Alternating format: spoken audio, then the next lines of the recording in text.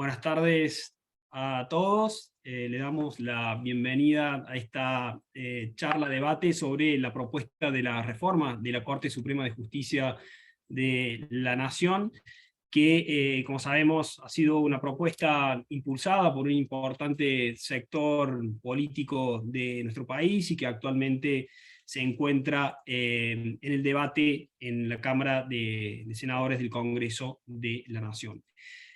Hoy nos acompañan en esta charla debate los doctores Antonio María Hernández, la doctora Marcela Basterra, la doctora María Gabriela Ábalos y el doctor Daniel Sapsay, a quienes les agradecemos muy encarecidamente el hecho de haber aceptado esta invitación para ilustrarnos y para generar este espacio de debate acerca de esta propuesta que tiene implicancias institucionales y constitucionales muy importantes para nuestro país. Bueno, sin ánimos de quitarles el tiempo a tan prestigiosas personalidades del derecho constitucional, procedemos ya directamente a presentarlos para que comiencen con las exposiciones.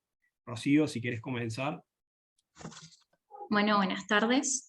Vamos a comenzar con el doctor Antonio María Hernández, profesor titular plenario de Derecho Constitucional y de Derecho Público Provincial y Municipal en la Universidad Nacional de Córdoba, profesor honorario de la Universidad de Buenos Aires, postdoctorado Senior Fellow de la State University of New York at Buffalo Law School, director del Instituto de Federalismo de la Academia Nacional de Derecho y Ciencias Sociales de Córdoba, presidente honorario de la Asociación Argentina de Derecho Constitucional, vocal del Instituto Iberoamericano de Derecho Constitucional y miembro del Comité de Directores de la Asociación Internacional de Centros de Estudios Federales. Fue convencional constituyente de la ciudad de Córdoba, autor y coautor de más de 50 libros de derecho. Constitucional, federalismo, constitucionalismo provincial y derecho municipal. Cuando quiera, doctor.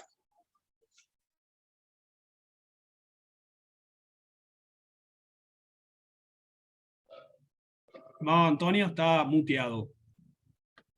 Está con el mute. Sí. Muchas gracias por la presentación, Rocío. Muchas gracias por la invitación.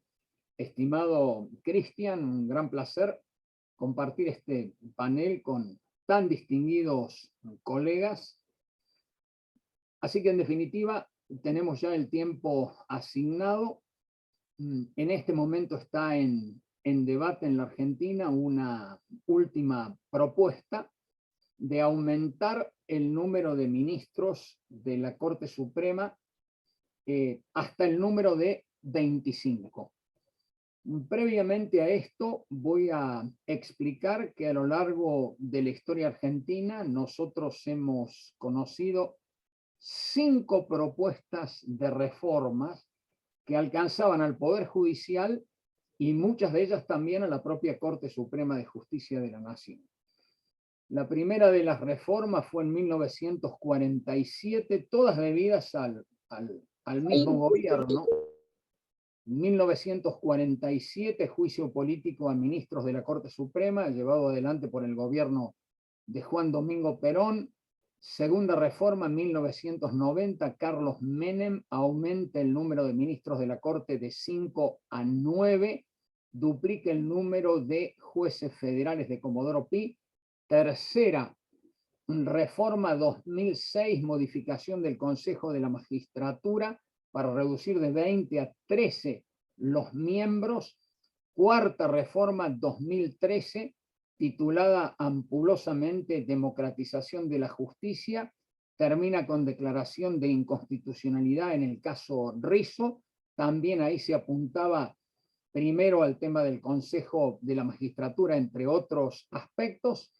Quiero decir que también la reforma de 2006 finalmente fue declarada el año pasado inconstitucional en el caso Colegio Ciudad de Buenos Aires en relación al tema Consejo de la Magistratura. La quinta reforma abarca 3 grandes aspectos: Ministerio Público, Justicia Federal Penal y en particular Corte Suprema de Justicia de la Nación. Con respecto a esto último, en primer lugar se creó una comisión que fue después denominada como la Comisión Beraldi, porque estaba integrada por ese abogado penalista. Luego de esto, en el decurso del tiempo, si bien ese dictamen de la comisión sugería aumento de número de ministros de la Corte, no se había llegado a la instancia actual en que un grupo de gobernadores y en nombre del federalismo proponen elevar a 25 el número de ministros de la Corte. En torno a esto, publiqué un artículo en junio de este año en Clarín que se llamó La Corte Suprema y el Federalismo, donde ahí analicé dos cuestiones. Primero, la propuesta esta en el marco del federalismo comparado a nivel mundial. Ejemplo, Corte Suprema de Justicia de los Estados Unidos tienen 9 miembros, tienen 50 estados, un estado libre asociado, y el Distrito Federal de Columbia. Si aplicásemos el mismo criterio de la Argentina, o sea, un juez por cada una de las provincias, otro por la Ciudad Autónoma de Buenos Aires y otro por el gobierno federal para llegar a 25, en el caso de Estados Unidos debiéramos llegar entonces nosotros a 53 miembros. Si analizamos la Federación Mexicana, sabemos que la Corte Suprema, muy similar en la configuración, porque también mexicanos y argentinos seguimos en este aspecto el modelo norteamericano de la Constitución norteamericana de 1787, ellos tienen 11 ministros de la Corte Suprema para 32 estados. Analicé también el caso de Brasil, son 11 ministros del Tribunal Supremo que ellos tienen, pero tienen 28 estados más el Distrito Federal de Brasilia, con lo cual también deberían tener 33 representantes en la Corte, en el caso de México, y 29, 30 en el caso de Brasil. En conclusión, la propuesta es, como lo dije, absolutamente irrazonable, me parece absolutamente inconveniente para el país, en modo alguno responde a una tesis federal.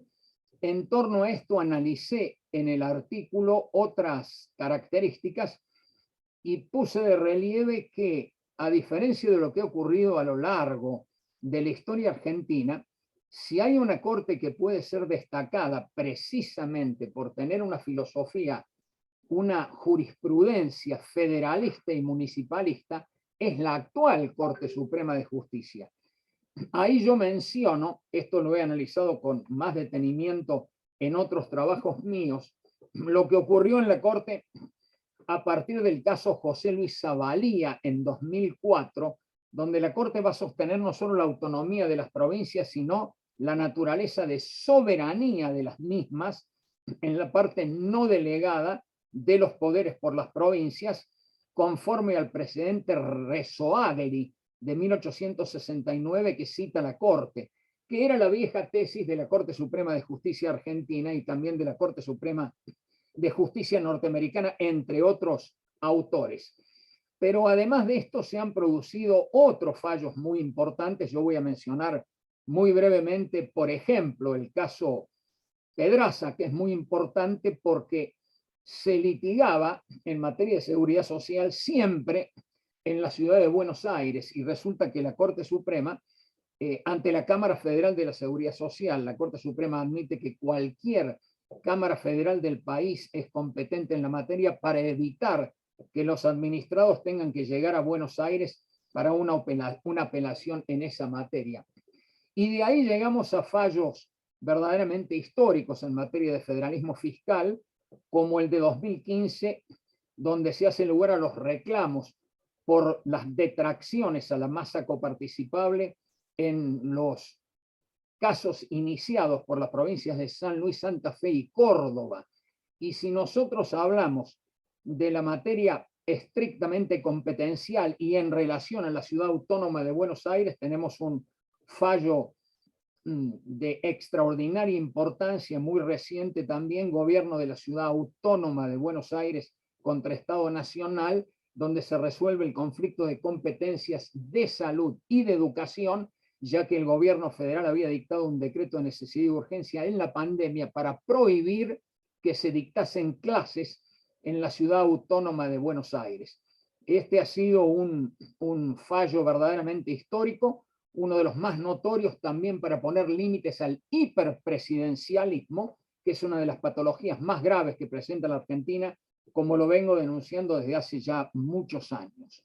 Así que, en definitiva, si nosotros analizamos lo que ocurrió en materia de autonomía municipal, llegamos también a la misma conclusión, porque luego de aquellos fallos tan conocidos a partir de Rivademar en materia institucional y política de la autonomía o administrativa, a partir del caso Intendente Municipal Capital 2014, en materia de aspectos tributarios de la autonomía, o en Municipalidad de la Banda contra Santiago del Estero 2018, y el más reciente en el 2021, eso contra Municipalidad de Quilmes, donde también tuve el honor de participar al haber presentado un amicus curiae en representación de 40 intendentes de todo el arco político e ideológico de la provincia de Buenos Aires, lo que culminó con un fallo muy importante también de la Corte Suprema. Así que es sorprendente que estos gobernadores que no cumplen sus funciones constitucionales, que de ninguna manera reclaman, por ejemplo, la sanción de la ley Convenio de Coparticipación Impositiva, que es la primera obligación constitucional que tienen, y dentro de las 20 propuestas que he formulado para fortalecer el federalismo argentino, es la más urgente de todas. Esos gobernadores se ponen de acuerdo, siguiendo el lineamiento del Poder Ejecutivo Nacional, en el afán de atacar con extrema virulencia a la actual Corte Suprema de Justicia, con el claro objetivo de colonizar al Poder Judicial, aumentar de manera grotesca el número, sin precedentes en el derecho comparado, y para colmo, aduciendo razones de federalismo. Razón por la cual me he opuesto terminantemente, como lo hago en este momento, a este proyecto de ampliación de miembros que lleva adelante en el marco de estas reformas judiciales que lleva adelante el actual oficialismo. Cuando hablé de las 5 reformas, quiero precisar que se refieren todas exactamente al mismo partido político, es el peronismo, en cada una de todas estas instancias que señalé históricamente. Ahora, cuando a mí se me pregunta si hay que reformar el Poder Judicial, yo no tengo ninguna duda en responder afirmativamente frente a esa pregunta. Cuando se me pregunta si se trata solo del Poder Judicial Federal o también de los poderes judiciales provinciales y de la Ciudad Autónoma de Buenos Aires, mi respuesta es esta. La reforma del Poder Judicial tiene que ser integral, abarcando cada uno de los ámbitos específicos. ¿Por qué digo esto? Porque parto de la base de que todas las encuestas realizadas, las que yo dirigí, de encuestas de cultura constitucional y de la legalidad, y otras que se han celebrado, llegan claramente a una conclusión. Hay una notoria falta de confianza de la sociedad en el funcionamiento del Poder Judicial. ¿Por qué es tan necesaria una reforma entonces? Porque lo primero que voy a señalar en medio de muy graves problemas institucionales que tiene el país es que, primero, acá hay politización de la justicia y judicialización de la política. Segundo, es evidente que la lentitud judicial es extraordinaria. Pero voy a poner el ejemplo para mí más sensible de todos. Una causa de corrupción dura de promedio 14 años, solo se juzga a 2 o 3% de los acusados, mucho menos son los condenados, de tal manera que en la Argentina hay otro fenómeno todavía mucho más grave de la corrupción, que es el fenómeno de la impunidad. Ustedes saben que me he referido a estos temas en el último libro que hemos publicado con la codirección también del doctor Diego Valadez, pero estando a cargo el capítulo de Argentina en materia de corrupción. El doctor Daniel Sapsay me honró con la presentación precisamente de ese libro. Así que no tengo la menor duda de que hay que reformar el Poder Judicial en todos los niveles. La reforma es un tema muy complejo, no tengo tiempo de detenerme en ello, solo voy a precisar esto. Lo primero que hay que reformar, además de asegurar la independencia del Poder Judicial como tema absolutamente central, son los códigos de procedimientos. Es tan grave el tema este para tratar de asegurar la impunidad que han reformado el Código de Procedimientos Penales en el artículo 375 para establecer que solo hay una sentencia firme cuando interviene finalmente la Corte Suprema. Esto significa precisamente eternizar los procesos de la misma manera que otros proponían un tribunal intermedio antes de la Corte Suprema, a los fines precisamente de que nunca se puede ejecutar una sentencia, sobre todo en el orden penal y en las causas de corrupción. De tal manera que esto, lo digo de paso, es una violación del artículo 8 de la Convención Americana, el Pacto de San José de Costa Rica, que solo establece un doble conforme en materia penal para que pueda haber sentencia firme y ejecución de las sentencias respectivas. Así que, efectuadas estas consideraciones generales, paso a decir lo siguiente. La Corte Suprema, para mí, de acuerdo al modelo constitucional, tiene que ser una. Acá no hay una Corte de Casación, por tanto, no se puede dividir la Corte en salas. Quien desarrolló el tema con mucha precisión fue Manuel García Mansilla. Ustedes me dirán, el número de 4 es insuficiente, no tengo la menor duda, por lo pronto ya debería haberse designado una mujer en el lugar vacante, pero claro, no hay ninguna posibilidad de hacerlo, porque menos mal que se estableció 2/3 de votos en la reforma constitucional de 1994. Si no, imagínense lo que hubiera pasado con la designación de jueces en el país. Es decir, la Constitución exige un quórum agravado para que haya un alto grado de consenso, precisamente teniendo como objetivo asegurar la mayor excelencia, la mayor calidad en la formación de los jueces, tanto para la designación de los mismos por el Consejo de la Magistratura, salvo que sean ministros de la Corte, y además para la remoción de los mismos, objetivo no cumplido. No tengo tiempo de referirme a esta cuestión porque quiero detenerme específicamente solo en el tema de la Corte. Si me preguntan si el número de 5 puede ser ampliado, digo lo siguiente. Históricamente, el número fue de 9 miembros en 1853 y 2 fiscales ante la Corte Suprema. En la reforma de 1860 no se establece ningún número y cuando aparece la primera ley que organiza los tribunales, fija el número de 5, que es el que en la mayor parte de nuestra historia fue el número de integrantes de la Corte, pero en algunos momentos el número fue de 7, en otros momentos alcanzó, ya lo referí, al número de 9.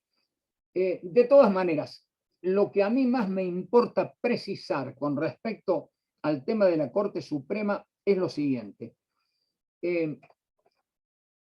Importa antes que nada la calidad de los jueces. Francis Bacon decía que el juez debe ser más sabio que ingenioso, más respetable que simpático y popular, y más circunspecto que presuntuoso, pero ante todo debe ser íntegro, siendo para él una virtud principal y la calidad de su oficio. Cuando nosotros analizamos además la propuesta 16 de la Agenda 2030 de Desarrollo Sostenible de Naciones Unidas, sabemos que el funcionamiento de un poder judicial independiente es absolutamente esencial para nuestra democracia. Cuando nosotros hablamos de la Corte Suprema, quiero decir también lo siguiente: necesitamos asegurar una Corte independiente y, sobre todo, integrada por constitucionalistas. Esto lo he sostenido desde hace años en congresos de derecho constitucional. Puedo comprender que llegue algún ministro de otra disciplina, pero claro, tiene que tener calidades especiales como un civilista. Claro, pero que era Orgaz, o un penalista que fue procurador general, pero que era Sebastián Soler. Es decir, no podés llegar a la Corte para improvisarte en el conocimiento de las cuestiones constitucionales, que son cuestiones federales. Así que, en definitiva, pongo el énfasis en la necesidad de asegurar que verdaderos constitucionalistas, que sean de paso hombres de Estado, como lo había señalado Orgaz, al decir cuáles eran los requisitos para ser un constitucionalista y para llegar a la Corte Suprema de Justicia de la Nación, y yo creo que ese es el objetivo más importante que hay que tener presente. ¿Cómo se hace una reforma judicial? Por cierto, que en modo alguno como se intenta en este momento. Una reforma judicial se hace con alto consenso, con una participación enorme de muchos sectores, en un claro ejercicio de democracia deliberativa y, por supuesto, con una intención que hace tiempo que no existe en la Argentina.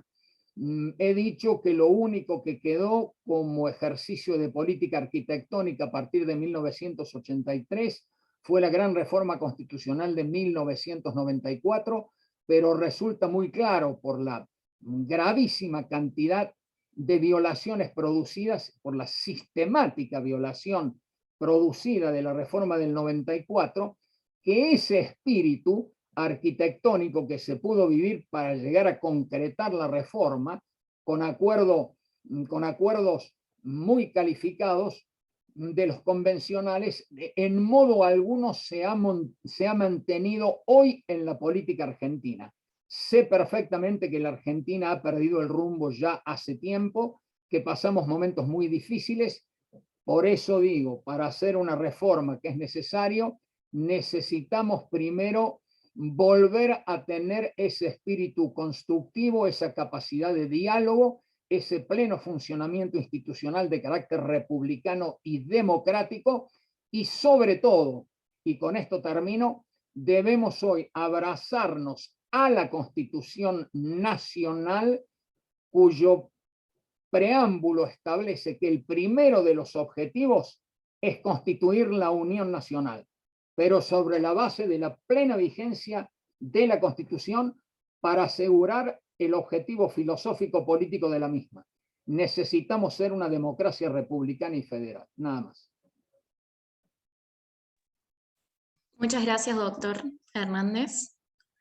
Ahora vamos con la doctora Marcela Basterra, doctora en Derecho en la Universidad de Buenos Aires, magíster en Derecho Constitucional y Derechos Humanos, expresidenta del Consejo de la Magistratura de la Ciudad Autónoma de Buenos Aires, profesora titular de Derecho Constitucional de la Universidad de Buenos Aires y profesora de grado, posgrado y doctorado en Derecho Constitucional en diversas universidades nacionales y extranjeras. Panelista y conferencista en más de 200 seminarios y congresos nacionales e internacionales, autora y coautora de 12 libros y de más de 150 artículos de su especialidad, miembro de diversas asociaciones e instituciones nacionales e internacionales. Adelante, doctora.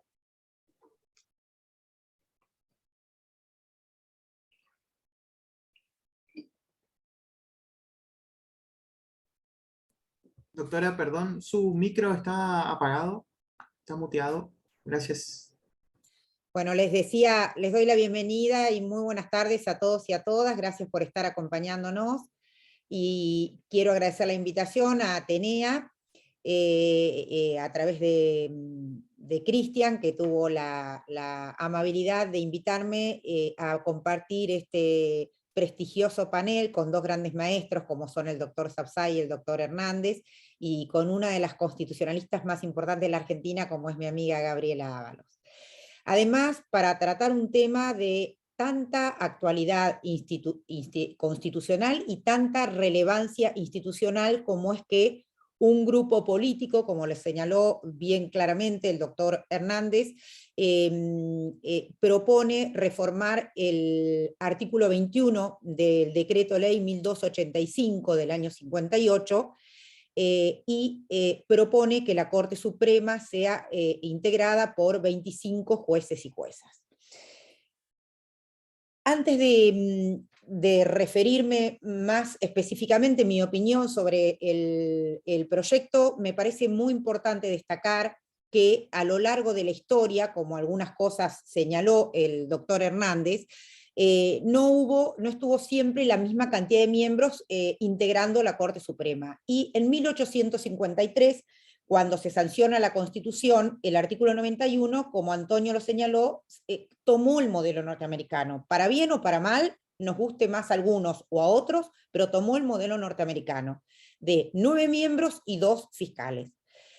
¿Qué pasó? De 1853 a 1860, Antonio dijo la primera reforma, otros dicen se cierra el ciclo constitucional constituyente originario, más allá de la postura que tengamos, pero lo cierto es que acá aparecen 2 cosas graves, y una de ellas son sobre las que Antonio, Daniel, siempre son de los que han abrazado estas causas. Fíjense que en 1860, cuando se hace esa pretendida reforma o se cierra ese ciclo, se rompe con algo fundamental que es nada más ni nada menos que la legalidad constitucional, porque recuerde que la Constitución del 53 decía que por 10 años no se podía reformar, y como Buenos Aires no había formado parte de ese pacto, reformaron la Constitución 7 años después, es decir, ya se rompió la Constitución y la legalidad constitucional, ni bien la hicimos. Esto marca lamentablemente algo muy grave y muy triste, que es el drama, la tragedia argentina, que como ya nos hemos cansado de mencionarlo, pero también lo describió Carlos Santiago Nino, en Un país al margen de la ley, en esto que ya desde que nacemos a la vida constitucional somos un país, un pueblo, una nación que no tenemos apego a la ley. Y parte de eso sí tiene que ver con lo que hoy estamos tratando, de que un gobierno quiere poner 21 miembros de un día para otro en la Corte Suprema porque tiene una vacante sin cubrir desde hace un buen tiempo, y si se cumpliera este proyecto, que es realmente una quimera e irrealizable por varios motivos que ahora me voy a referir, pero dejaríamos que un solo presidente nombrara a 20 miembros de la Corte Suprema, con lo cual esto sería totalmente desproporcionado e inconstitucional, por supuesto, en la medida que lesiona gravemente la división de poderes. De manera tal que en 1960, entonces, como señalaba Antonio, no solamente pasa que se rompe la legalidad constitucional, sino que se pone más laxo el tema, ya se saca, no tienen más jerarquía constitucional la cantidad de miembros de la Corte, y queda librado a lo que diga el Congreso, porque el Congreso, por los poderes implícitos, si bien la Corte no lo dice, pero toma esta tarea, y entonces queda librado a las mayorías ocasionales, y siempre es un reaseguro, en este caso, como en la fórmula del 53, que la propia Constitución estableciera cuántos son los miembros, o que estableciera algunos parámetros, y no dejar librado un tema de tamaña importancia a mayorías ocasionales. La ley del 62 justamente pasa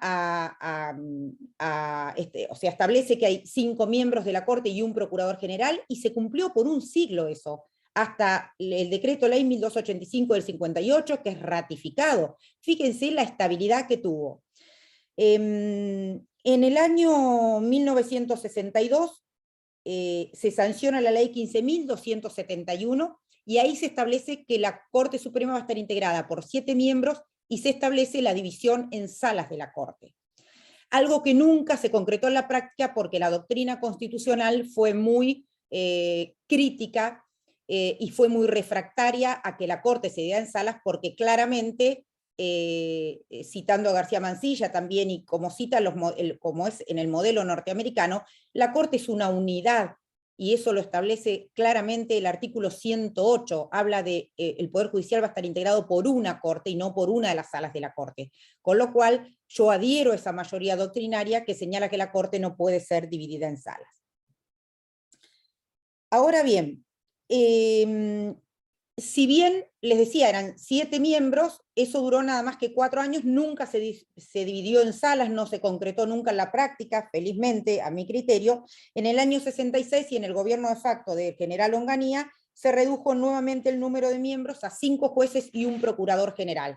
Y esto estuvo vigente durante 30 años, hasta que, como señalaba el doctor Hernández recientemente, el presidente Menem se encontró en una encrucijada, porque el presidente Alfonsín había podido nombrar una corte, porque veníamos de 8 años de un gobierno de facto y teníamos la corte de facto. Alfonsín nombra una corte que fue famosa como la Corte de Orgaz en el 58, en época de Frondizi, pero una corte que, la llamada Corte de la Democracia, porque fue integrada justamente por un socialista, por un peronista, por un radical. Fue tan plural el doctor Alfonsín que tuvo la grandeza de ofrecerle la presidencia a Ítalo Luder, que había sido el candidato del Partido Justicialista que había perdido las elecciones con el doctor Alfonsín, y Luder rechazó esa posibilidad.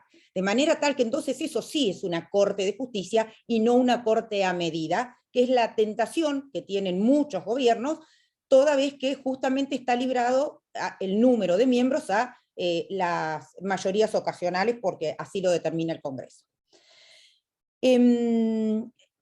Menem entonces se encuentra en esta encrucijada que necesitaba hacer un montón de cambios y dice, la Corte no me va a apoyar estos cambios, y se sanciona la ley 23.774, no solo se amplía los miembros, o sea, la cantidad de miembros al número de 9, además no se estableció, por supuesto, porque se podría decir, hoy se puede sancionar una ley que diga que van a ser 9 los miembros de la Corte, y que los gobiernos sucesivos, cada gobierno va a poder designar un miembro de la Corte hasta el número 9, hasta que se complete la propuesta. Esto sí se podría hacer, pero no. Él designó obviamente los 4 miembros, y además deja fuera al Procurador General, fuera de la Corte Suprema, porque la Corte va a actuar ante un Procurador General, y el Procurador General ya no es parte de la Corte.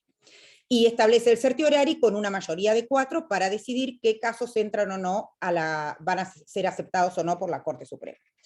De manera tal que esto en el año 2006, recién con la ley 26.183, el número de miembros llega a 5, de manera tal que si son 5, si son 7, si son 9, no cambia la cuestión, y lo primero que tenemos que concluir es que el Congreso legalmente puede ampliar el número de miembros de la Corte. Ahora bien, tiene que establecer de una manera que sea en consonancia con el resto de la Constitución.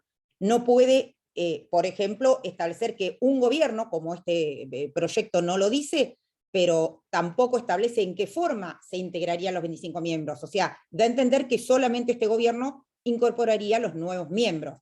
Con lo cual, se puede hacer, pero el límite también está dado porque primero no se puede dividir en salas, con lo cual una Corte de 25 sin la posibilidad de dividirse en salas es absolutamente inviable desde cualquier punto de vista.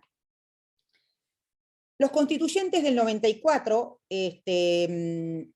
tuvieron la oportunidad, si hubieran querido, de cambiar la Corte, porque como citó algunos ejemplos Antonio, yo también menciono, y esto lo menciona en los fundamentos del proyecto, es cierto que hay cortes en América Latina que tienen mayor cantidad de jueces, y esto podemos decir que tiene una mirada que puede robustecer las decisiones, que tiene una mirada más pluralista. Entonces, no, es legítimo querer una corte más grande, con una mayor cantidad de personas que puedan aportar distintas miradas o divididas en salas.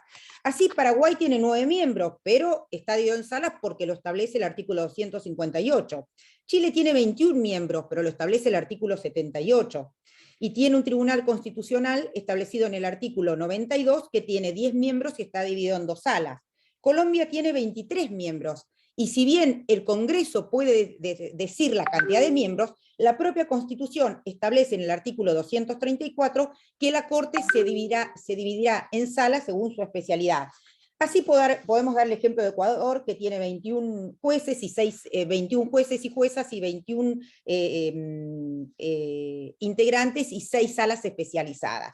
El tema es que nuestra Constitución no dice eso, no solamente no la podemos dividir en salas, porque el artículo 108 es muy claro, sino que además no establece cuántos son los miembros que se van a elegir, de manera tal que no le podemos hacer decir a la Constitución lo que la Constitución no dice. Entonces, si no se puede dividir en salas, no podemos tener 25 miembros, 21 miembros, porque directamente no funcionaría el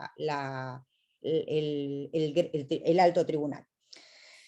Otro de los fundamentos que establece el proyecto es que argumenta la cantidad de habitantes. Bueno, el doctor Hernández se refirió a la cantidad de estados de acuerdo al cálculo que él hizo, pero la cantidad de habitantes dice, si en 1863, cuando funciona la primera corte, que era de 5, había 1.500.000 habitantes, dice ahora hay 44 millones de habitantes y hay mayor cantidad de causas.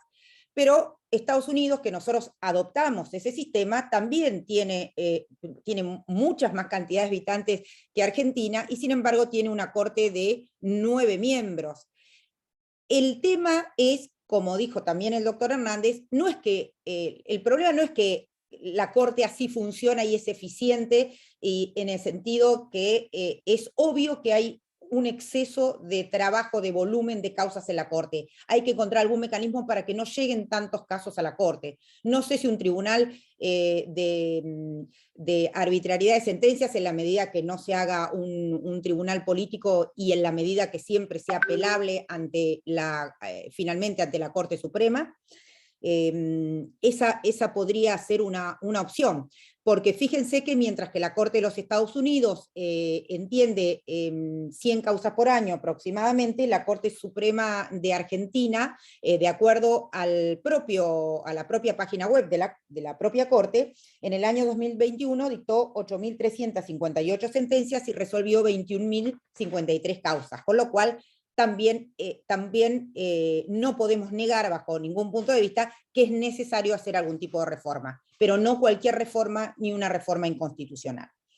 Esto de que la Corte no se puede dividir en salas, que es el otro punto que yo quería mencionar, y que ya me había referido, es claramente por, si bien el artículo 108, cuando establece una sola corte, como he mencionado, si bien la interpretación literal no es la única pauta hermenéutica, ni tampoco la mejor pauta hermenéutica, pero sí, cuando la ley es clara, no se le puede hacer decir a la ley, a la Constitución, lo que la Constitución no dice. Y la abrumadora mayoría de la doctrina constitucional, por solo mencionar algunos, Bielsa, Vidal Campos, César Enrique Romero, Linares Quintana, Badeni, más acá Manuel García Mansilla, Manili, Amaya, etc., todos en su mayoría hemos adoptado esta postura clara de que la Corte no se puede dividir en salas, salvo una doctrina muy minoritaria y muy respetada por cierto, como los doctores Sagüez y Edmejian. Pero fíjense que esto de que la Corte no se puede dividir en salas no solamente lo podemos decir desde una visión, sino desde todas las visiones, porque el propio doctor Ferreira, que integró el consejo consultivo que el presidente Fernández designó, ni bien asumió, para que propusiera una reforma judicial, cito textual, el profesor Ferreira en el dictamen escribe: la eminente determinación constituyente de que la Corte Suprema de Justicia sea una, desplaza cualquier división por especialidad u otra razón, porque sus integrantes, sus jueces, deben actuar en el marco de la unidad escrita en la ley fundamental. Disculpe, doctora, le quedarían 2 minutos para terminar. Bueno, yo voy a concluir diciendo que el tema del federalismo lo desarrolló Antonio en demasía, pero que no es un buen argumento el poner esa cantidad de miembros alegando la representación federal. Porque es lógico, como decía el decreto 222 del año 2003, que lo había dictado el expresidente Kirchner, que hay que tener en cuenta la cuestión federal, por supuesto, la representación regional, pero bajo ningún punto de vista establecer una representación, como podría pensarse que se quiso hacer con este proyecto, de una representación por provincias, porque cuando la Corte quiso que las provincias estén representadas, la Constitución quiso que las provincias estén representadas, lo hizo estableciendo el artículo 54 y creando el Senado, y no nos olvidemos que los senadores que representan a las provincias votan también en el acuerdo de los miembros de la Corte. Y lo último que digo, lo otro que decía el decreto 222 de autolimitación, es la cuestión de género. Y esto no es un dato menor, porque no es una mera recomendación. la Constitución argentina, los artículos 77, 79, 75, inciso 19, 75, inciso 22, 75, inciso 23, establece un plexo normativo de protección de los derechos de la mujer, y yo no estoy planteando una estricta paridad, pero sí tener muy presente la cuestión de género. Solo para dar un dato, y con esto cierro, la Corte Suprema desde el inicio en el año 1863 fue integrada por 108 varones y solo por 3 mujeres, con lo cual la cuestión de género no puede estar ausente. Bueno, muchas gracias y quedo a disposición para cualquier pregunta o consulta. Muchas gracias, doctora, muy interesante. Ahora presentamos a la doctora Gabriela Ábalos, doctora en Ciencias Jurídicas y Sociales, especialista y magíster en Magistratura y Gestión Judicial. Se desempeña como profesora titular de Derecho Constitucional en la Universidad Nacional de Cuyo, profesora titular de Derecho Constitucional y de Derecho Público Provincial y Municipal en la Universidad de Mendoza. Profesionalmente desarrolla tareas como magistrada del Tribunal de Gestión Judicial asociada en los tribunales de Mendoza. Cuando quiera, doctora. Muchas gracias. Muy buenas tardes. Un placer estar en esta actividad. Mi agradecimiento a la Fundación Atenea y al profesor Cristian Artavilla por esta convocatoria, y las felicitaciones por colocar hoy en la escena argentina un tema tan importante como es el que suscita este debate.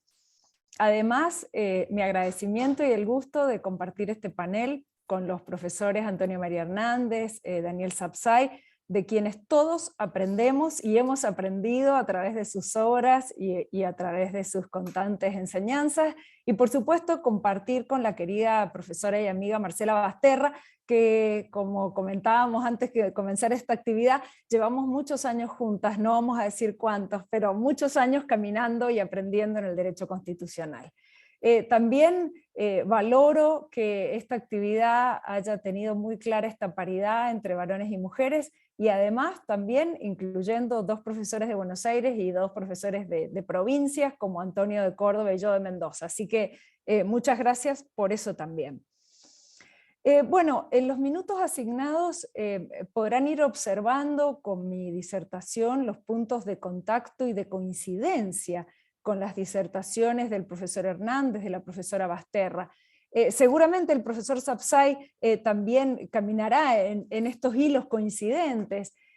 Por ello es que el desafío que me planteaba a la hora de pensar la exposición para hoy a la tarde, pretendía y pretende sumarle algunos pequeños consideraciones o agregados a las formulaciones que hemos escuchado, para que justamente, bueno, en el armado de lo que implica este panel, esta actividad, puedan ir teniendo ustedes distintos eslabones que todos muy bien coordinados en esta cadena, en este collar de disertaciones, verán ustedes la lógica que pretendemos imprimirle. Bueno, por eso la disertación la he dividido en 5 puntos. Quiero analizar primero la Corte fundamentalmente en relación a la división de poderes, teniendo en cuenta el texto del Constituyente del siglo XIX, la Corte y su rol político, luego la Corte y la reforma de 1994, para pasar a los 2 últimos puntos, la Corte Suprema y el Poder Judicial en relación a la judicialización de la vida social, política, económica, es decir, el impacto y la importancia que tiene el Poder Judicial y dentro del Poder Judicial la Corte Suprema, para terminar con lo que he denominado estrategias de neutralización de las funciones de control de principalmente la Corte Suprema, para que entonces en estos 5 puntos podamos sacar algunas conclusiones en relación a este proyecto de ley que estamos debatiendo.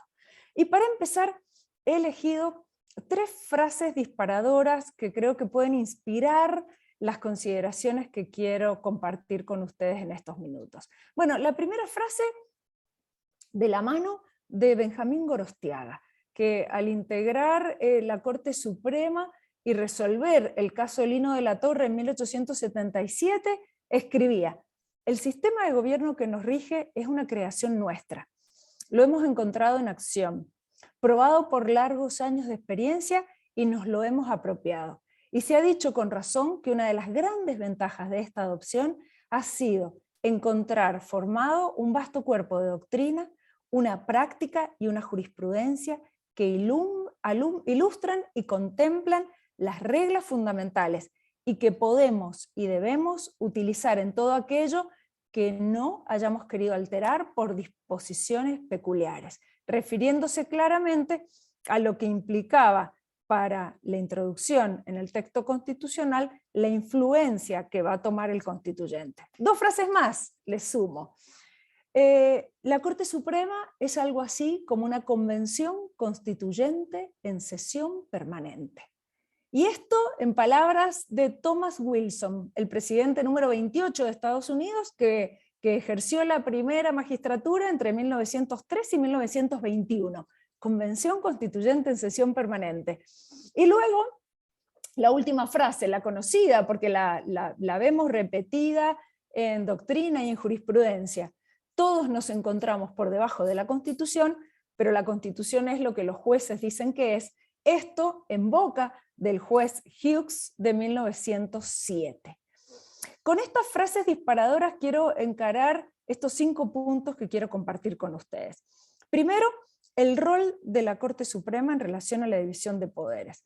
Y aquí pinceladas, porque tenemos muy pocos minutos, pero en las pinceladas que quiero marcarles, la configuración de la división de poderes en nuestro texto de 1853-60 claramente supone la división del poder en estos órganos, donde el Poder Judicial ejerce el poder político de alguna manera diferenciando claramente esta configuración del Poder Judicial de la herencia del Poder Judicial monárquico, donde ese Poder Judicial estaba unido al monarca. Fíjense que claramente la configuración del Poder Judicial en el texto del siglo XIX supone diferenciar la función judicial del resto de las funciones, solamente el Poder Judicial ejerciendo la misma, impidiendo que el Poder Ejecutivo lo ejerciese, y de la mano y para fortalecer esta función, la independencia con la intangibilidad de las remuneraciones y la inamovilidad en cabeza de estos jueces. Claramente, la división de poderes con pesos y contrapesos, con el control recíproco entre los órganos, nos marca desde el inicio la configuración de un poder judicial, de un poder del Estado, que dentro del mismo la Corte, como su cabeza, ejerce función política. Y aquí la cita a mi maestro, Dardo Pérez Gilú, que escribió mucho sobre el rol político de la Corte. Tengan en cuenta que el rol político no en sentido de la política partidaria, sino en el sentido más elevado de la política, pensando en Aristóteles, ese rol y esa función política de la Corte configurada de esa manera en el texto de 1853-60. Fíjense que en estas pinceladas que quiero mostrarles, el segundo punto que quiero marcar es en sus funciones, en el ejercicio de la función de control y sobre todo el control de constitucionalidad que tomamos el modelo norteamericano, Marbury versus Madison 1803, lo volcamos jurisprudencialmente, acuérdense, 1865, Domingo Mendoza, y lo continuamos en el caso Sojo, en el caso El Hortondo, 1887, 1888, donde fuimos configurando también pretorianamente el control de constitucionalidad en manos del Poder Judicial, teniendo en la Corte Suprema el órgano máximo, el órgano de cierre. Esto lo uno con la configuración que hace Julio Llanarte en torno a las funciones de control y a las funciones de gobierno, donde claramente el Poder Judicial y dentro del Poder Judicial la Corte Suprema ejerce ambas funciones. Porque en la función de gobierno, el trazado de la política global y la toma de decisiones para la configuración de esa política, necesariamente de la mano del Ejecutivo con las mayorías parlamentarias, tiene en la Corte Suprema el órgano de cierre, donde esa Corte Suprema viabilizará esas políticas de gobierno. Y al mismo tiempo, en las funciones de control, no solo las minorías parlamentarias, sino nuevamente el Poder Judicial y dentro de él la Corte Suprema, que ejercerá ese control justamente al llevar a cabo esta función. Así paso al tercer punto que quiero marcarles, que es la reforma del 94 en relación a esto. Claramente se buscó fortalecer esa independencia del Poder Judicial. Por ejemplo, cuando en la configuración del acuerdo del Senado, la reforma del 94 buscó, con los 2/3 de los miembros presentes en sesión pública y convocada al efecto, buscó cuidar y proteger aún más esa independencia para que entonces la designación de los miembros de Corte tuvieran como nota federal en el Senado esa participación calificada y también la posibilidad de controlar justamente que el Poder Ejecutivo no pudiese avanzar per se en relación a la integración de la Corte. Pero luego, claro, la reforma del 94 nos incorpora una convivencia difícil con el Consejo de la Magistratura a la hora de, por ejemplo, el tema presupuestario, en relación con las facultades del Consejo, en relación a las cuestiones disciplinarias de los jueces y a la acusación ante el Consejo de la Magistratura.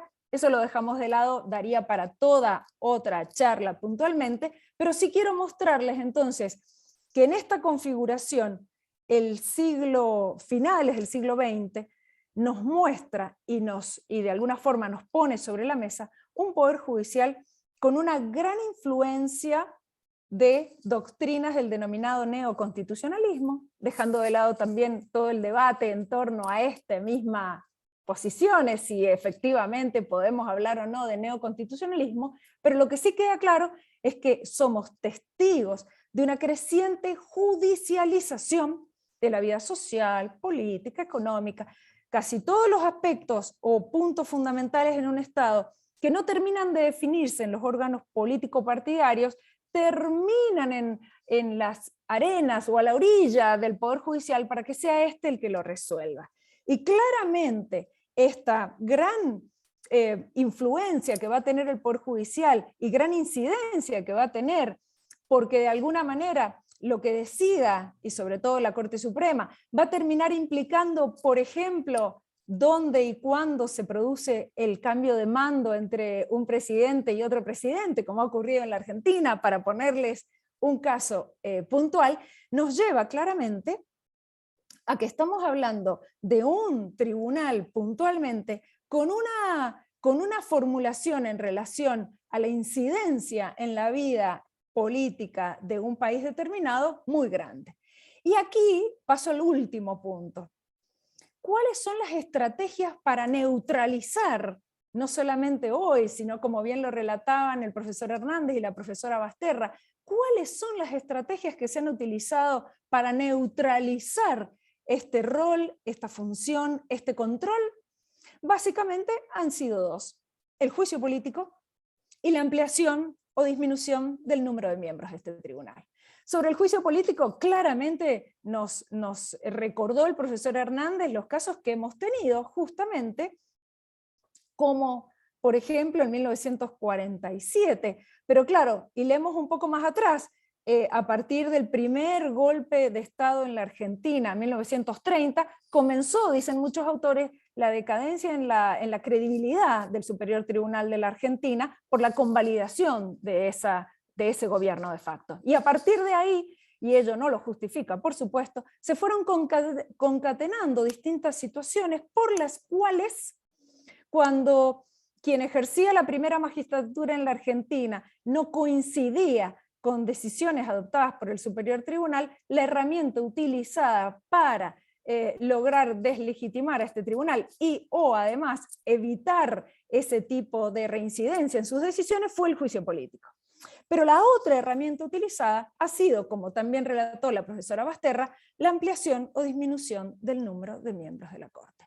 Ya fuimos viendo cómo esta estrategia se utilizó para entonces conseguir, y algunos expresidentes así lo lograron, las denominadas mayorías automáticas, como por ejemplo en el caso del presidente Menem, donde esta estrategia le dio el resultado esperado en relación a obtener un superior tribunal que pudiese o que decidiese tal como esa primera magistratura buscaba.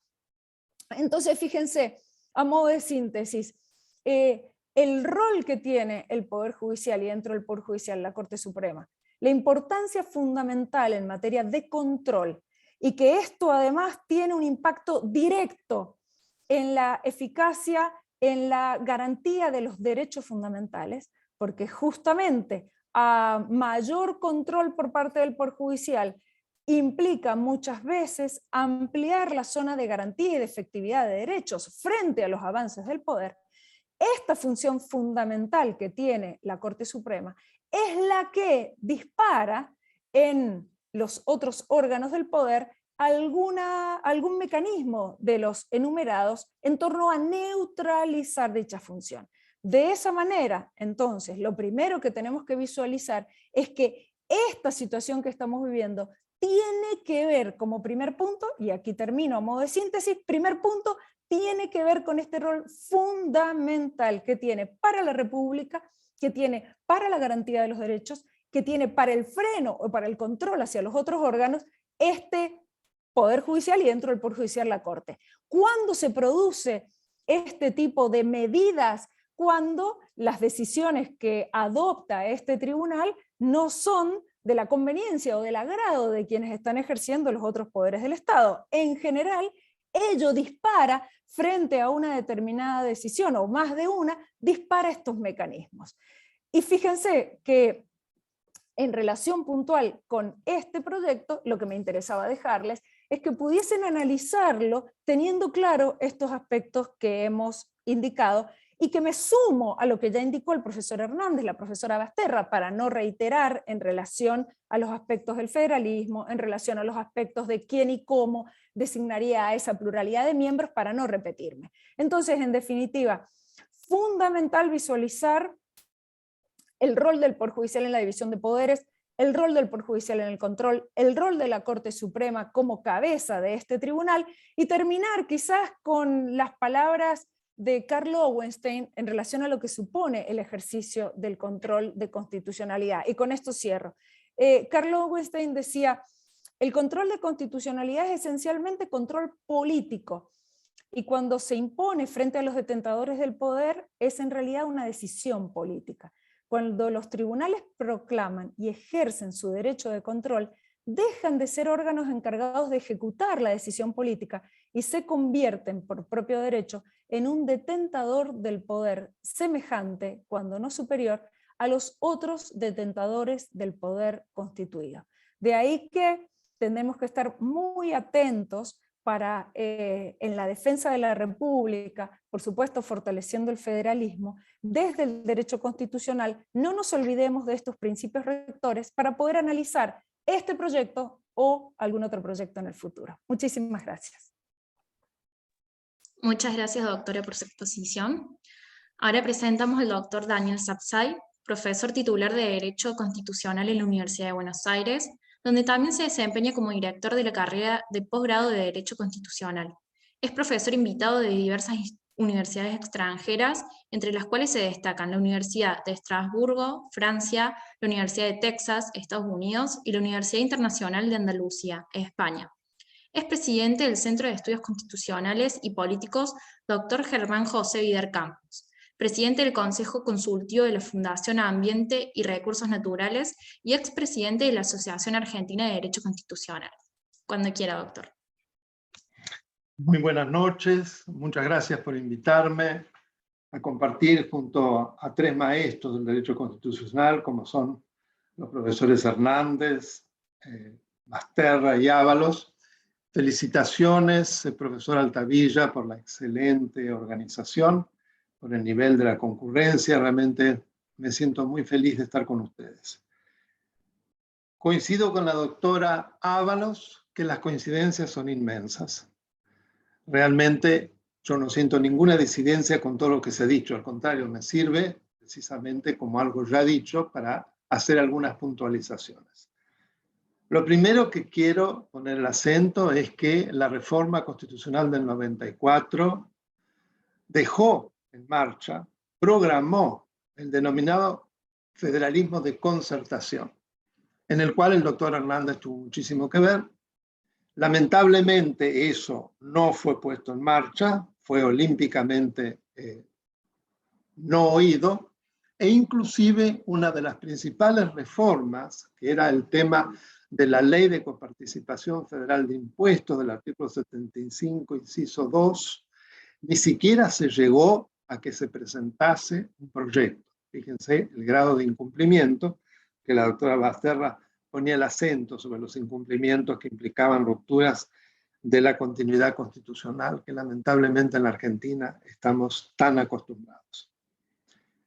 La idea de este bendito proyecto de elevar a 25 el número de miembros de la Corte, además de que no podemos desconocer que el gran objetivo es la impunidad del actual vicepresidente, de su familia y de sus adláteres, porque no vamos a andar con eufemismos, no es mi estilo, es desde el punto de vista teórico una burrada, y lo digo con todas las palabras. ¿Por qué? Porque desconoce el modo como se canaliza en la Constitución Nacional el principio de participación de las provincias en las decisiones del gobierno nacional. Para ello, como también se dijo, creo que fue la doctora Basterra o la doctora Ábalos, tenemos al Senado de la Nación. Precisamente por eso hay una representación idéntica de todas las provincias y la Ciudad Autónoma de Buenos Aires. ¿Cuál es el sentido de crear en la Corte Suprema una suerte de Senado espejo, cuando la función de la Corte es otra y totalmente distinta? Es precisamente que va a ser el gran controlador, que va a manejar los frenos y contrapesos para evitar el desborde de las pasiones de los gobiernos, de los poderes políticos. Por eso es que se crea esta suerte de poder contramayoritario, que de todos modos no sale de una probeta, sino que también es el producto de una elección indirecta de parte de los órganos políticos, porque no olvidemos que la designación es del presidente de la Nación con acuerdo del Senado. Así que el decir que es como alguien que nadie votó y que por lo tanto cómo va a poner en cuestión las decisiones de los órganos políticos, nuevamente es no entender lo que es una constitución del Estado. Pero a mí me parece muy importante a su vez en este momento, más allá de todo lo que se pueda analizar del proyecto y que se ha dicho de manera excelente por quienes me precedieron en el uso de la palabra, es la reacción que se produjo de parte del gobierno con el extraordinario alegato del doctor Luciani.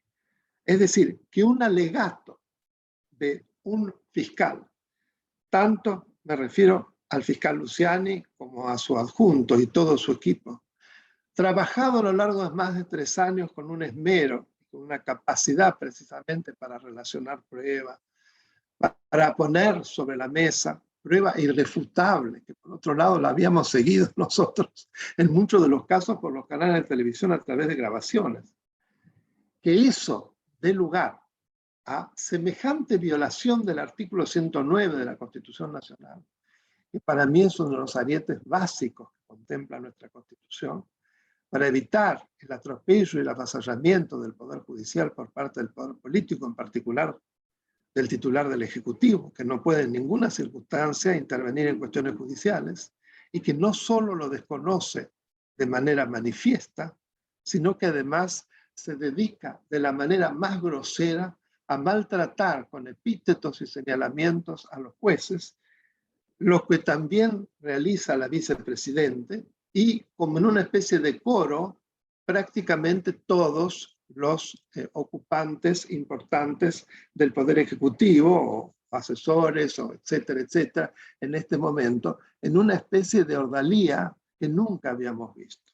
Inclusive muy peligrosa, porque se lo ha hecho ad hominem. Si se han nombrado a jueces, a figuras de la política, a periodistas, de una manera tan absolutamente irresponsable y criminal, yo diría, para mí es una suerte de terrorismo de Estado, que esas personas hoy corren un serio riesgo.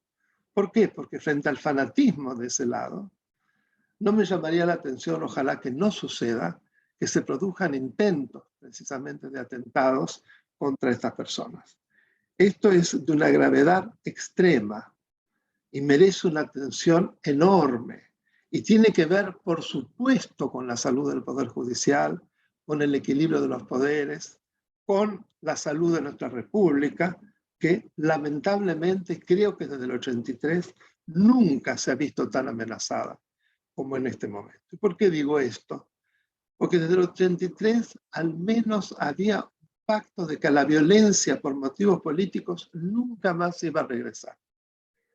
Y lamentable, hoy vemos que este protagonista nefasto, que nos ha recorrido prácticamente durante toda la historia, pero que en particular durante las nefastas décadas del 60 y del 70, se pagó con muchísima sangre esta suerte de contrapunto entre distintas fuerzas en un antagonismo, en una grieta destructiva que ha impedido el desarrollo del país.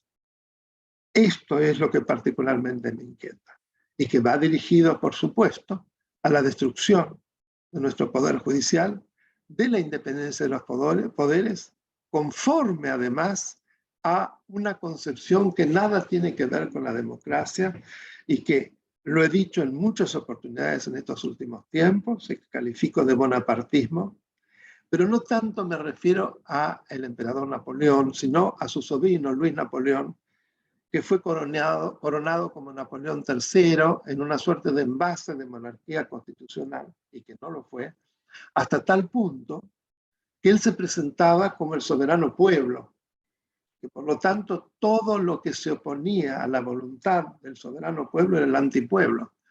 ¿Y cuáles eran fundamentales para él estas fuerzas que se oponían? Los jueces y la prensa. Nada más parecido de lo que se cansa en decir nuestra vicepresidenta. Pensando que eso es lo nuevo, es decir, porque aquello es viejo, porque tiene tantos años. Sin embargo, es lo que se considera viejo, es lo que en ese momento se consideraba como la contraposición del anciano régimen, desde el antiguo régimen, que era la monarquía absoluta. Y lo que se quiere, lo que retrasa, lo que lleva estas consideraciones, es precisamente al antiguo régimen, al régimen de un sistema de absolutismo que nada tiene que ver con estas instituciones. Hoy, lamentablemente, tenemos que levantar la voz para alertar sobre, a mi modo de ver, un momento francamente peligroso, francamente destructivo, y en el cual, frente a las falencias enormes que soporta nuestro pueblo en materia de número de pobreza, en materia de niños en la indigencia, con números que dan ganas de llorar, lamentablemente quienes ocupan el gobierno lo único que les preocupa es pensar en su propia impunidad. Todo lo demás no tiene ninguna importancia y a partir además de esa actitud retrasa enormemente la posibilidad de resolver los otros problemas. Yo creo que hoy hablar evidentemente de ese proyecto es hablar de la República. Hablar de la República nos lleva al Estado de Derecho. Y yo quiero terminar manifestando que para mí el liberalismo político y el Estado de Derecho están indisolublemente ligados a una forma de vida a la que no debemos renunciar. Decir basta y actuar de manera de impedir que estos vándalos se queden con nuestra amada República. Muchas gracias.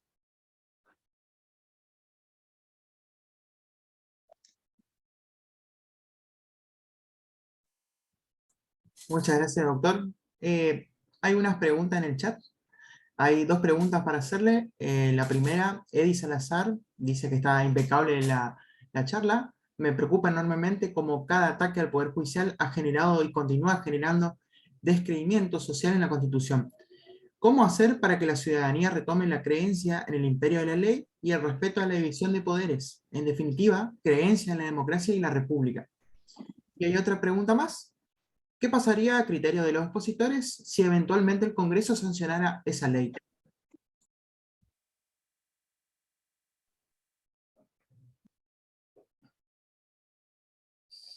Si les parece una respuesta a ambas preguntas,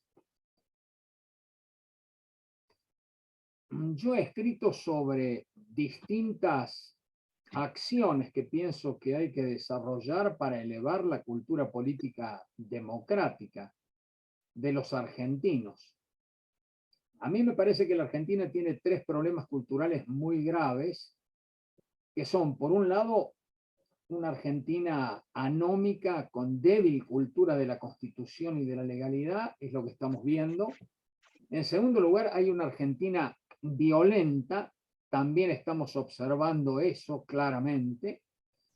Y en tercer lugar, hay una Argentina con muy altos grados de corrupción, tal como lo dice Transparencia Internacional. Esto nos lleva claramente a darnos cuenta que tienen razón Levitsky y Ziblatt en una obra muy importante que se llama Cómo mueren las democracias, sobre lo que está ocurriendo no solo en la Argentina, sino en otros países de la región e incluso en otros países a nivel mundial. Ya no se trata de los golpes de Estado tradicionales, sino de actitudes sistemáticas para destruir la democracia republicana. En esto consiste la cuestión. Así que el avance de sistemas autoritarios y populistas es sumamente notorio. Así que para esto yo digo que hay distintas medidas que tomar. En primer lugar, hay que seguir luchando y defendiendo la Constitución Nacional, su filosofía política, nuestra forma de vida. Hay que tratar de fortalecer cada una de las instituciones, empezando por los partidos políticos.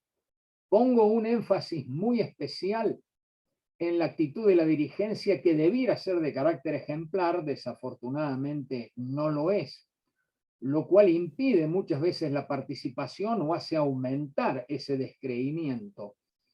A mí me parece que debiéramos hacer un esfuerzo en este sentido. Hay que defender muy fuertemente la libertad de prensa. Creo que junto al tema de la independencia del Poder Judicial son aspectos claves donde nosotros tenemos que elevar nuestra voz. Esa frase de Sapsay a mí me parece muy importante. Si nosotros, los hombres de derecho, los constitucionalistas, no levantamos la voz en este momento tan grave que estamos atravesando, nosotros no estamos cumpliendo adecuadamente con nuestra tarea docente. Acá no se trata de enseñar técnicamente lo que dice la Constitución, acá se trata esencialmente de tener el compromiso de defender la quintesencia filosófica y política de la Constitución, que es la democracia republicana y federal. Así que creo que son muchas las medidas que hay que tomar. Yo pongo mucho el énfasis en la educación cívica y democrática. Nosotros hace mucho tiempo que hemos dejado de hacerlo. Cuando presidí la Asociación Argentina se sancionó la ley 25.863.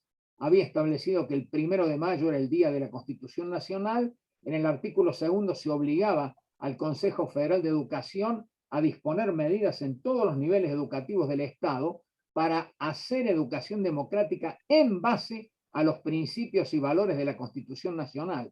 Pero en las encuestas que yo he dirigido de cultura constitucional, se sabe que un 77% reconoce desconocer absolutamente la Constitución Nacional. Índice que es superior cuando he preguntado por las constituciones provinciales o incluso por una carta orgánica municipal, en este caso la de Córdoba. Así que en definitiva, acá hay una vasta tarea que realizar. Yo creo en la función social de la abogacía. Pienso que no van a tener éxito porque la veo a la oposición por lo menos unida y firme para rechazar estos proyectos. Por eso están esperando todos en la Cámara de Diputados y hay que tener una visión muy clara de la necesidad de un proceso de cambio muy importante rumbo a 2023, donde pongo como énfasis especial la necesidad de un programa de cambio político, institucional, constitucional y ético, mucho más que los debates que escucho sobre el tema de la inflación o algún tema económico. Mucho más importante para cambiar la Argentina es retomar el rumbo hacia una democracia vigorosa de tipo social con plena vigencia de los derechos humanos y de los principios republicanos y democráticos. Nada más. Yo quería, suscribo todo lo que ha señalado Antonio, y creo que hoy en el mundo la discusión no es más o no es tanto si derecha o izquierda, es una manera de gobernar, es decir, cómo se gobierna, si son populismos o democracias constitucionales. Eso es lo que se está discutiendo en América Latina y en el resto de Europa, como vos decías, porque hay una tendencia terrible a los populismos. Se ha agravado notoriamente en países que no era pensado, como el caso de Trump en los Estados Unidos, y en Europa el caso de Víctor Orbán, que en Hungría, que arrasó con el Poder Judicial, porque el populismo ya no hacemos un juicio de valor si es bueno, si es malo, sino es una forma de gobernar. Esto de nosotros o el otro se divide a la sociedad, se aniquilan los controles, se aniquila el Poder Judicial, o por lo menos es lo que se intenta hacer, y con ello se acaba la República. Entonces me parece muy importante, como dice Antonio, no solamente tratar de educar sobre esto, sino tratar de inculcarlo en la cultura constitucional. Daniel lo hace a diario, pero es muy difícil. No es casualidad que yo señalé, y me interesó decirlo, que ya en 1853, cuando se sancionó la Constitución y se dijo que por 10 años no se iba a reformar, a los 7 años igualmente se hizo un acuerdo político con Buenos Aires, se cambió todo. Entonces, esto realmente es uno de los grandes dramas que tenemos los argentinos, y en estas cuestiones se ve reflejada. Y la otra pregunta de qué pasaría si se sanciona este proyecto de ley, a mi criterio, en primer lugar, no creo que se sancione porque no van a tener las mayorías necesarias, pero si así fuera, va a haber una virtual paralización, porque en realidad no se lograría los 2/3 que se necesitan de la aprobación del Senado para designar esos miembros de la Corte. Por eso me parece muy bueno, tanto Daniel como Gabriela, que señalaron estos recaudos que en el año 94 se incorporaron justamente en la Constitución en relación a este criterio más estricto de protección, ¿no?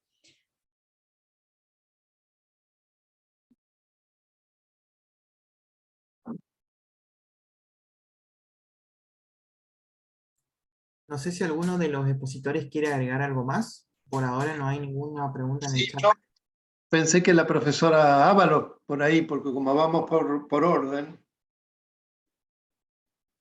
No, adelante, doctor, adelante. No, Bueno, adelante, Daniel. Suscribo lo que han dicho hasta ahora, así que adelante.